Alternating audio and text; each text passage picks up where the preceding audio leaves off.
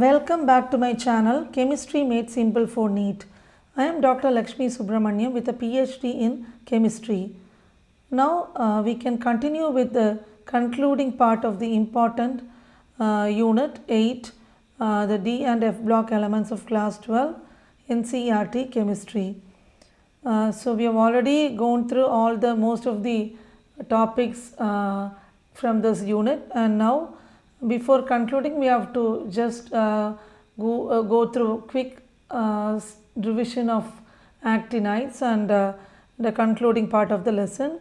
Watch the whole video carefully and please do like, share and subscribe to my channel. Now we'll go through the chemical properties, all the metals whenever they react with hydrogen, it combines with hydrogen and when gently heated in the gas to form the hydrides.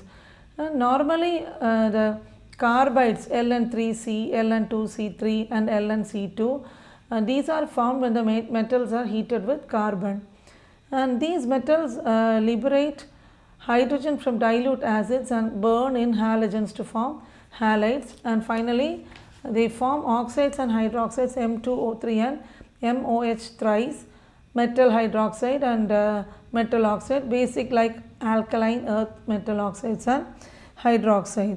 So here you can see this in the form of a chart for your easy reference, and the same chart can be seen in the textbook, like chemical reactions of the lanthanoids. So you can see what happens when it reacts with acids, liberating hydrogen, and the metal combines with hydrogen. Same the important points I've given in the previous page, and you can refer to this diagram as well. And what are the uses of lanthanides? So the main use is for the production of alloys, steels for plates, pipes and all that. And there is a well-known alloy called mish metal, and it is composed of a lanthanoid metal with 95% and 5% of iron, and there will be small traces of sulfur, carbon, calcium and aluminium. A good deal of mish metal is used in magnesium based alloy, and we make bullets, shell and lighter flint using this. And also in petroleum cracking, mixed oxides of lanthanides are used as catalysts. Now what are actinides?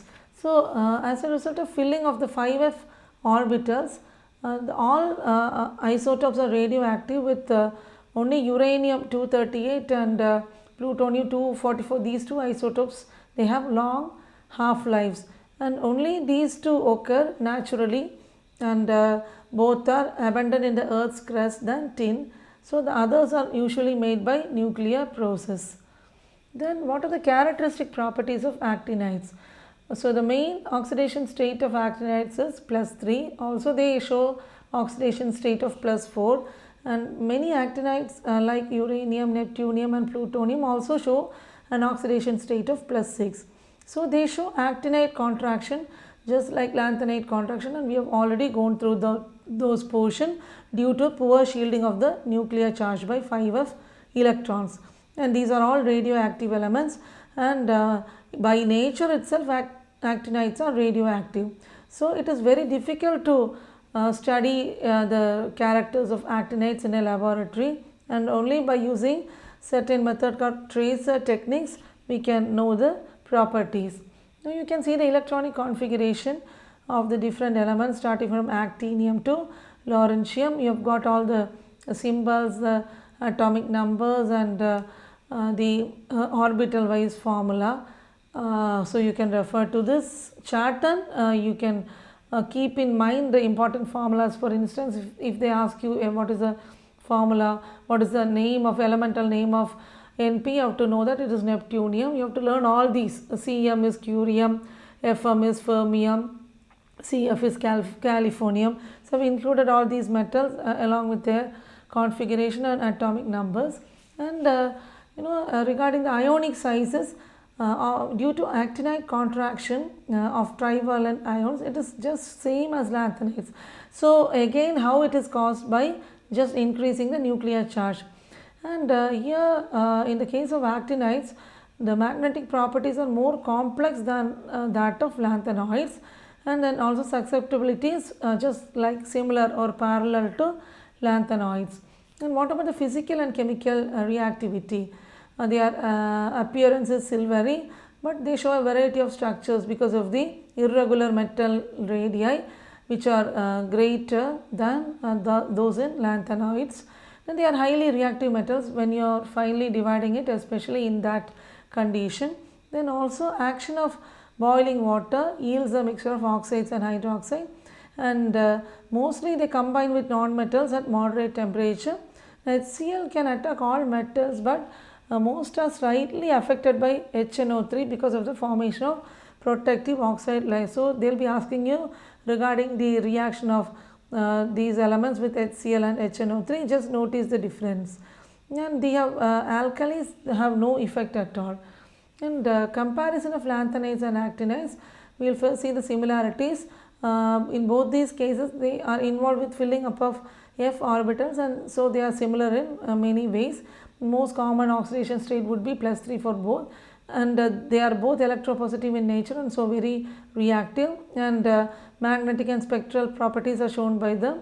And actinides show actinide contraction, just like lanthanides show lanthanide contraction. Now regarding the differences, lanthanides beside +3 oxidation state, they also show +2 and +4, but actinides show higher oxidation states like +4, +5, +6, +7, etc.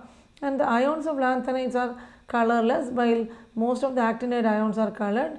Actinides have greater tendency towards complex formation when you compare it with lanthanides. Now lanthanide compounds are less basic, and actinide compounds have a more amount of basicity. Then actinides can form 4 important oxocations like UO22 plus, PuO22 plus, etc. While such oxocations, they are not formed by lanthanides. And mostly all actinides are radioactive, while lanthanides except promethium are non-radioactive. Just take care, this is an important question here. Which one of the lanthanide is non-radioactive? The answer is promethium.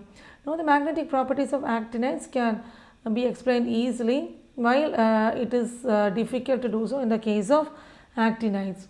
Now why do lanthanoids and actinoids they have the same physical and chemical properties? Because they have similar electronic configuration, and so as a result f orbital is progressively filled. Now with that we come to a conclusion of this most important unit of part 1 class 12 NCERT chemistry of D block elements. So I hope you understood, and as far as I am I know this lesson, I have clearly included all the important topics without leaving out anything. And now after this I will be coming up with the most important questions in the form of MCQs from the lesson. And also one more thing I want to say is that dreams never work unless you do, and if you work hard enough, you can convert your dreams into reality. To achieve what you really want and to be successful, you need a combination of 2 things. And what are they? A dream and of course dedication. Grind now and shine later. Hard work is the only one recipe for success. With that we are coming to an end of this session, and I'll be coming up soon with another awesome session. So thanks for watching. That is all for today.